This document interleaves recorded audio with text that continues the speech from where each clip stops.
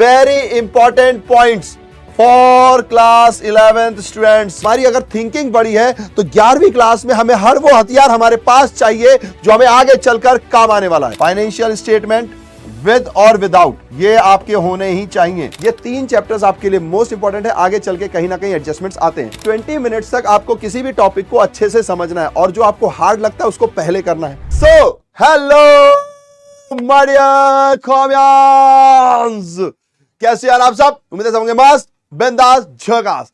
अब देखो भैया है आज क्या खास लाए हैं। तो देखो आज मैं बहुत इंपॉर्टेंट बात लेकर आया हूं, प्लीज इसको ध्यान से समझिएगा।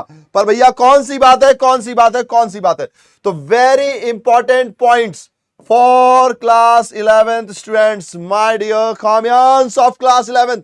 आपके लिए बहुत इंपॉर्टेंट पॉइंट है। क्लास 12 के बच्चे इस पॉइंट्स को समझ सकते हैं और वो अपने फ्यूचर में अप्लाई कर सकते हैं, तो आपके लिए भी एप्लीकेबल हो जाएगा। भैया पॉइंट्स क्या है? तो सबसे पहली बात देखो, आपको कोर्स कंप्लीट करना है। उम्मीद है आपने कोर्स कंप्लीट कर लिया होगा, नहीं किया तो भैया जी फ्री सारथी रिवीजन बैच चल रहा है, आप वहां से रिवीजन कर लो। कुछ ही टाइम के बाद एग्जाम है, आपको एग्जाम देना ही देना है भैया जी। वहीं से आपकी नॉलेज की टेस्टिंग होती है। समझ रहे हो आप मेरी बात? तो प्लीज इसे आप कर लीजिए, है ना। क्लास 12 वाले निर्णय बैच चल रहा है, वहां से रिवीजन कर सकते हैं। अब देखिए सबसे पहला पॉइंट जो मैं 11th वालों से बात करना चाहता हूं, यार देखो आप समझो, ये आपकी पहली क्लास थी, एक तरीके से आपका पुनः जन्म हुआ था। बहुत सारे वर्ड्स आपने नए सुने होंगे, स्टार्टिंग में आपको बहुत सारी इरिटेशन हुई होगी, ऐसा लगा होगा यार क्यों ले लिया कॉमर्स में, है ना। पर फिर धीरे धीरे आप इससे रूबरू हुए होंगे। आपने बहुत सारे चैप्टर्स पढ़े हैं, अब इनमें से बहुत सारे चैप्टर्स आपके आगे जाके काम आने वाले हैं। आपका एग्जाम भी आने वाला है कुछ ही दिनों में, है ना, या फिर चल रहा होगा कई लोगों का। तो भैया एग्जाम भी देना है और हमारा थिंकिंग कोई निम्बूज वाली थिंकिंग नहीं है जो कल की थिंकिंग है। हम है विजनरी, हम विजन लेकर चल रहे हैं कि 7, 8, 10 साल बाद कुछ करके दिखाना है, अपना नाम बनाना है, अपने पेरेंट्स के चेहरे पर प्राउड वाली स्माइल लेकर आनी है। तो यानी कि भैया हमारी अगर थिंकिंग बड़ी है तो 11वीं क्लास में हमें हर वो हथियार हमारे पास चाहिए जो हमें आगे चलकर काम आने वाला है। तो वो हथियार कौन से? यानी सबसे पहला पॉइंट है important chapter of class 11th जो आपको जिंदगी भर साथ देने वाले हैं। तो सबसे पहली चीज जो आपको ध्यान रखनी है वो है भैया जी, आपके पास बेसिक अकाउंटिंग टर्म्स की क्लियरेंस होनी चाहिए।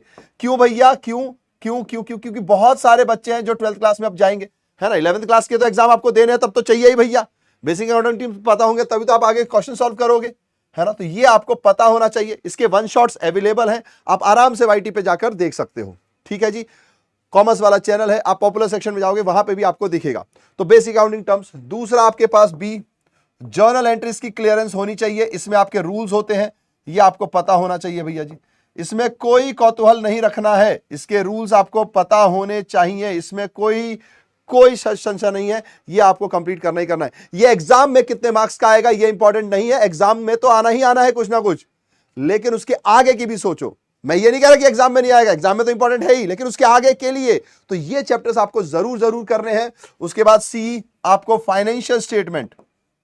फाइनेंशियल स्टेटमेंट विद और विदाउट, ये आपके होने ही चाहिए, विदाउट और विद एडजस्टमेंट, ठीक है जी। ये आपका कंप्लीट होना ही चाहिए। अगर नहीं आता तो भैया जी आपके पास 1 शॉट्स अवेलेबल हैं, कॉमर्स वाला YT चैनल पे, वहां से देखिए। रिवीजन सीरीज चल रही है, वहां से देखिए। अब अगर आप में से कोई CA करने की उम्मीद कर रहा है, अगर कोई इसके आगे CA करने की उम्मीद कर रहा है तो भैया फिर आपको BRS, डेप्रीशिएशन, है ना, ये सारे चैप्टर्स आपको आने चाहिए। रेक्टिफिकेशन ऑफ एरर,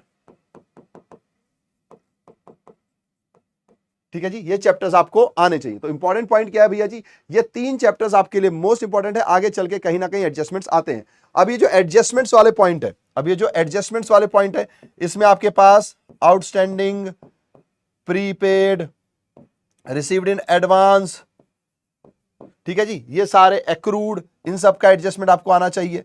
बैड डेप्ट, क्योंकि आगे चल के आपको 12th पढ़ना है ना, तो उस सब में ये सब आता है। Bad dept, provision for doubtful डेप्ट, ये सब आपके क्लियरेंट होने चाहिए सारे टॉपिक्स, ताकि आगे चल के आपको आसानी हो। आपकी जर्नल एंट्री में अच्छी कमांड होनी चाहिए।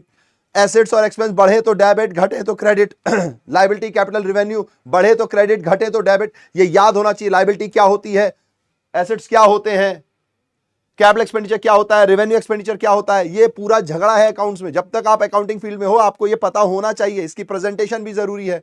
तो ये चीजें आपको मस्ट करनी है। बाकी फिर क्योंकि अगर आप एग्जाम की तैयारी कर रहे हो तो आपको BRS, depreciation, rectification of errors, इनसे सवाल बनता ही बनता है, तो आपको करना ही करना है।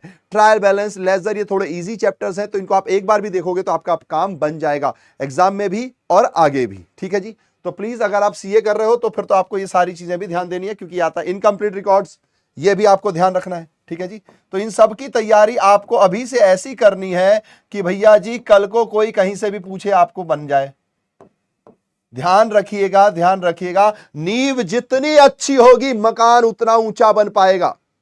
समझ रहे हो, नींव जितनी अच्छी होगी मकान उतना ऊंचा बन सकता है। यानी ये टॉपिक्स अगर आपके क्लियर हैं तो आगे चल के आपको कोई प्रॉब्लम नहीं होने वाली। तो सबसे पहले तो ये इंपॉर्टेंट चैप्टर्स हैं, ये आपको ध्यान रखना है। क्लास 12 के हिसाब से आपके पास इसकी क्लैरिफिकेशन होनी चाहिए। आपने अभी तक नहीं पढ़ा, मुझे फर्क नहीं पड़ता अब, लेकिन आपको पढ़ना है, क्योंकि अगर आप 12वीं में अच्छे मार्क्स लाना चाहते हो तो इंपॉर्टेंट है। 11वीं तो छिपा भी लोगे, 12वीं के मार्क्स कहां छिपाओगे?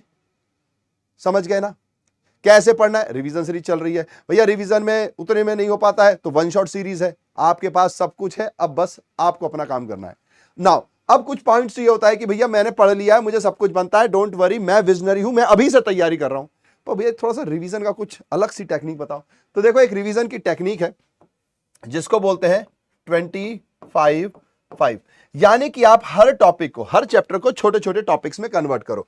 तो कोई भी, जैसा आपको कोई टफ टॉपिक लग रहा है ना, कोई भी टफ टॉपिक लग रहा है, तो नॉर्मली ऐसा होता है कि कोई भी टॉपिक ऐसा नहीं होता कि पूरा 1 घंटा लेता है। नॉर्मली 20 मिनट में आपका ये टॉपिक क्लियर हो जाता है, ये मिनट्स के हिसाब से। ठीक है जी, ये जो टेक्निक है ये मिनट्स के हिसाब से है। ठीक है जी, और मैंने ये अप्लाई भी किया हुआ है। तो इसमें क्या होता है, टॉपिक को आपको पार्ट्स में कन्वर्ट करना है। आपको क्या करना है भैया? पार्ट्स में कन्वर्ट करना है, पार्ट्स में इसको बांट देना है भैया जी। ठीक है जी, और कोई भी पार्ट्स को आपको 20 मिनट्स के अंदर कंप्लीट करना है। भैया कई तो इतने छोटे से टॉपिक होते हैं 5 मिनट में हो जाते हैं, तो भाई उसमें 4 पार्ट्स ले लो।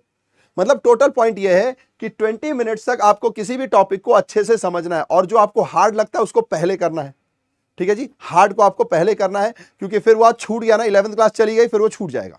सेम 12th वालों पर अप्लाई होता है कि 12th में अगर कोई हार्ड टॉपिक्स लग रहे हैं, आपके बोर्ड एग्जाम है वो तो है ही, लेकिन उसको अभी कर लो, क्योंकि फिर वो आप नहीं करोगे ना तो 12th में जाने के बाद मन नहीं करता आपका, फिर वहां पर 12th में आप 12th के टीचर का सर खाओगे। तो प्लीज इस बात का ध्यान रखिएगा, है ना। और 12th वाले फिर आगे जाके टीचर्स का सर खाएंगे। तो प्लीज अगर मान लीजिए कोई पॉइंट है बहुत इंपॉर्टेंट है, टफ है, आपको बन नहीं रहा है, लेकिन वो 5 मिनट में रिवाइज हो जाता है, तो ऐसे में फिर 4 टॉपिक ले लो। तो पॉइंट ये है कि 20 मिनट्स में आपको क्या करना है भैया जी? टॉपिक को स्टडी करना है। ठीक है जी, स्टडी करेंगे। स्टडी करने के बाद 5 मिनट्स, उसके बाद के स्टडी करने के बाद के 5 मिनट जो हैं वो आपको उसको माइंड में रिवाइज करना है। माइंड में रिवाइज क्या होता है भैया जी? ये तो कुछ पहली बार सुन रहे हैं, नहीं आपने पहले भी किया होगा या तो पहले भी सुना होगा।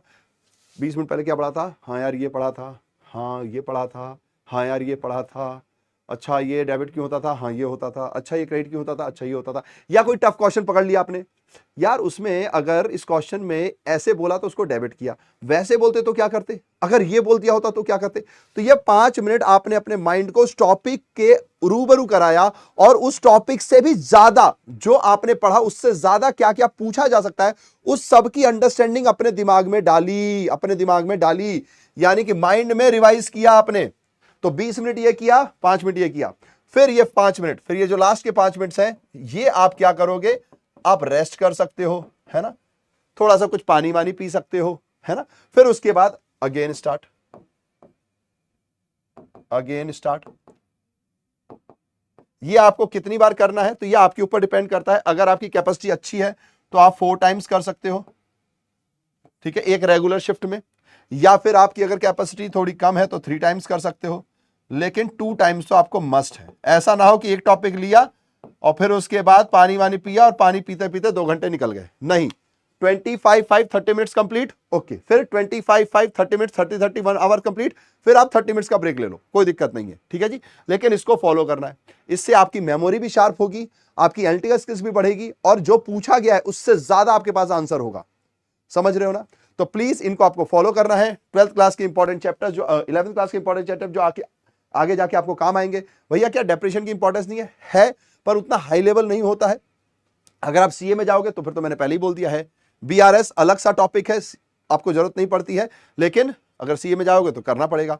एक बिल ऑफ एक्सचेंज है जो आपके कोर्स से हट गया है, मैंने उसका भी वन शॉट डाला हुआ है, आप चाहो तो वो भी देख सकते हो। वो सीए में जाकर है और कुछ ना कुछ ट्रीटमेंट उसके 12th में भी आते जाते रहते हैं, तो वो आपको जरूर देखना चाहिए। वन शॉट अवेलेबल है, प्लीज आप उसको देख सकते हो अगर आप पढ़ाई के प्रति सीरियस हो तो। ठीक है, कॉमर्स वाला वाईटी चैनल पर डाला हुआ है।